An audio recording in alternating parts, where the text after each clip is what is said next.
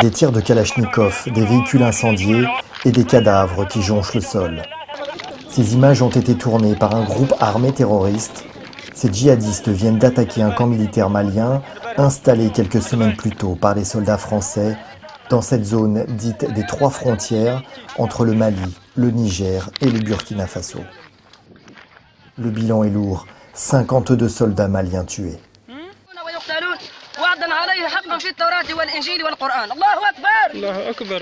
Des adolescents armés citent le Coran, parlant du djihad dans la langue arabe. Ils exposent et filment leur butin, Kalachnikov, chargeurs et munitions, roquettes, des téléphones cellulaires qui leur serviront à communiquer et ces chaussures prises sur les corps des soldats maliens tués. D'après les renseignements français, un groupe de 500 djihadistes occupe cette région du Liptako-Gourma et c'est là précisément que nous avons embarqué avec un groupe du 16e bataillon de chasseurs à pied accompagné des soldats de l'armée nationale du Burkina Faso pour une opération au cœur d'un sanctuaire djihadiste. 8 jours de traque où notre camp finira par être encerclé par les groupes armés terroristes, repoussés in extremis par les tirs nourris des soldats français. Donc ça va passe devant. Et reste à l'abri. Les fantassins débarquent dans un campement, première cible de la journée. D'après les renseignements, les djihadistes sont bien ici. Ça va, Mathieu. Mais bon, il a rien sur lui. Ouais. C'est toi. Il y a un ticket de transport aussi. Destination Méou. Prix 7000 francs. Du coup là, suite à des renseignements, nous l'infanterie on a bouclé la zone. On a assuré la protection des sapeurs qui sont venus fouiller l'ensemble des cahutes. Donc d'abord on a évidemment interrogé les gens sur leur identité, sur s'il y avait des choses à nous dire. Ils n'avaient rien à dire. Donc c'est à ce moment-là où on a fait venir nos amis burkinabés pour qu'ils fassent la traduction. Et là ils se montraient plus coopérants. Il y a un ticket de transport aussi. Où est le téléphone là? C'est faux, il y en a. Du coup les personnes nous ont avoué leur identité, nous ont donné des cartes d'identité, mais ont toujours nié qu'ils avaient des téléphones portables. Évidemment, comme on est dans une zone sanctuaire GATT, à ce moment-là, on a poussé un peu la fouille. Du coup, les sapeurs sont allés faire une fouille plus approfondie des cahutes et ont trouvé cachés sous des tapis des téléphones, bien cachés sous des tapis, des téléphones portables. Et donc la procédure à ce moment-là, c'est pour nous de évidemment pas les toucher avec nos doigts, de laisser les spécialistes le faire. Donc, et du coup là, ils ont ensuite procédé à une fouille plus approfondie des personnels avec un interrogatoire avec des interprètes. Donc on va voir ce que ça donne, mais potentiellement on a avec nous 5 hommes qui, par leur habillement et par leur attitude, laissent penser qu'ils appartiendraient à des groupes terroristes. Viens ouvrir la caisse. Va ouvrir. Il va l'ouvrir lui-même. Il a fait sortir la main. Des tickets de transport maliens, des téléphones portables, pas suffisants pour les militaires français et burkinabés qui recherchent les caches d'armes. Ça veut dire que chez nous ici c'est compliqué. Ouais.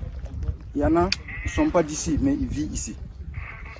Ouais. Il y a des Maliens parmi eux. Ouais, mais quand ils savent que l'armée vient, une force conjointe comme ça qui vient là, ils cachent tout.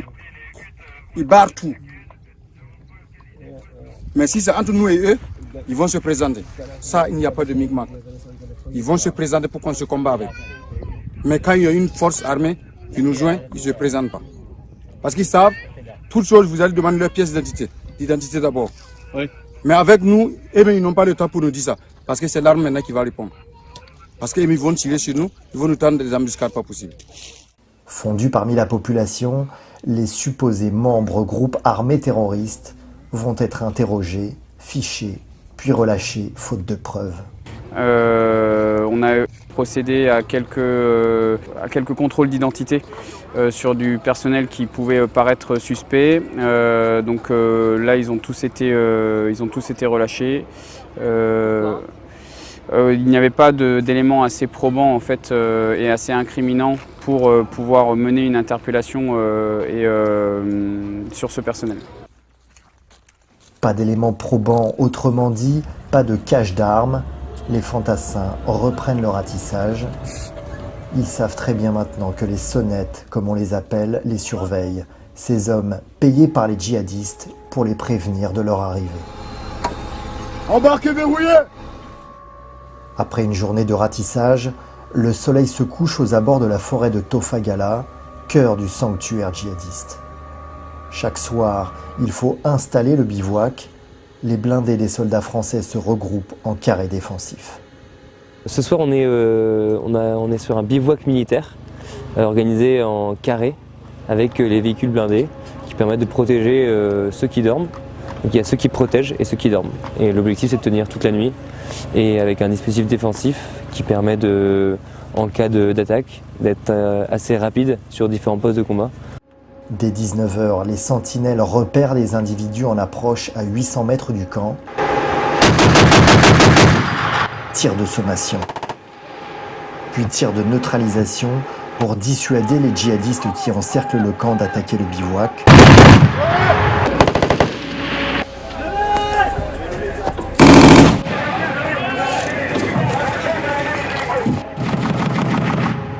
Face à la menace avérée, 2 hélicoptères sont appelés en renfort. 10 pick-up armés sont annoncés en approche. Puis 30. L'ordre est donné de faire feu.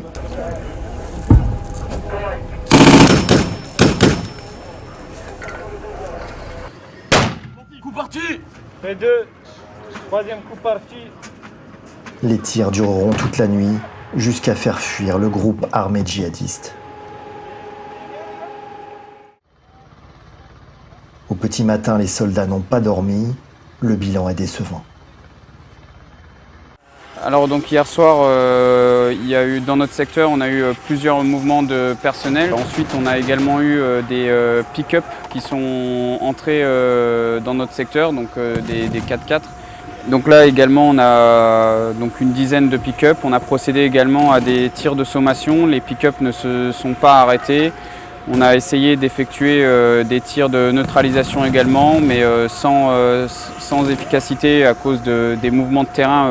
Ils ont pu profiter en fait des mouvements de terrain et se dissimuler derrière des buttes de terre simplement. Et on n'a pas réussi à les neutraliser. Ils ont réussi à s'exfiltrer. Donc ce matin, on a essayé de retrouver les éventuels groupes armés terroristes qu'on aurait pu neutraliser, mais donc on n'a rien retrouvé. Donc bon, on n'a pas touché au but hier soir. Maintenant, on est de nouveau prêt, quoi qu'il arrive, si jamais ils tentaient de mener une action contre nous. Durant ces 8 jours de traque où nous avons suivi l'opération Bourgou 4, un camp militaire de l'armée nationale du Burkina Faso a été attaqué. 6 civils et 5 soldats burkinabés ont été tués. Des cadavres ont été disposés sur notre route en guise de bienvenue. Et le 5 novembre, 2 soldats burkinabés qui ouvraient le convoi à moto ont sauté sur un IED, un engin explosif improvisé dissimulé sur la route.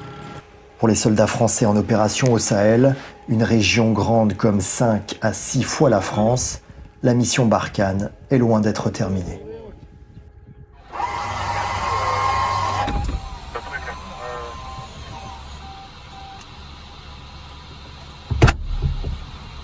Tu vas? Yes.